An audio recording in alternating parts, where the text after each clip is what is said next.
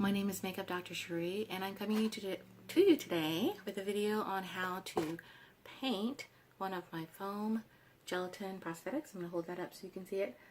This particular one is one that I did inspired by Game of Thrones, and if you order it from me on Etsy, then it will come prepped already to paint, but I'm going to show that preparation process as well so you can see.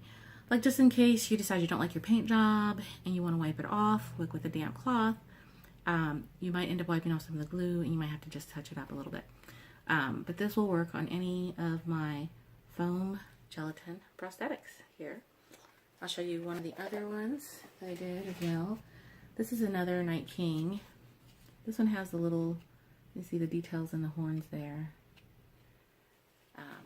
And that one is a little bit thinner. You can see it's got a larger chin. There's no mouth on that, but that's a fun one too. And that'll be on Etsy as well.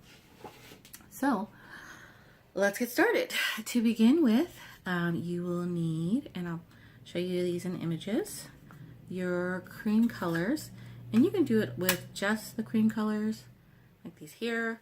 You can do it with alcohol-based paints, like these right here. And there's a lot of different companies that those come from. There's Illustrator, there's Real Creation. Illustrator, of course, is the brand name. It's like the Kleenex of paints. We're going to need sponges. We're going to need little cups to put alcohol and glue in. You'll need a palette. If you don't have metal palettes like this, you can just use parchment paper. Wax paper is fine. Not a big deal. I like to use a little pair of cuticle scissors to cut the holes and the nose out of the piece. And of course we'll need brushes, and you can either use a metal palette stick or you can even use just these coffee stirrer wooden sticks too, and that'll be for pulling out some of the color. We'll also need a little powder. I got a little loose powder here, any kind of translucent setting powder. Some people even use baby powder. I know there's a lot of people that have issue with that. I just use translucent setting powder that doesn't have any sparkle in it, because it's prosthetics. Unless you want your prosthetics to sparkle, that's for you. And then also we can use, I like to use sometimes a matte black and brown, but the black is nice.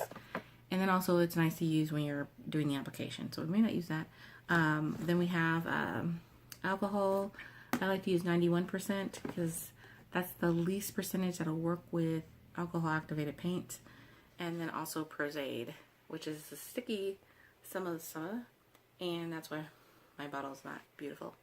But Prosade is a professional adhesive. You can get it in smaller sizes too.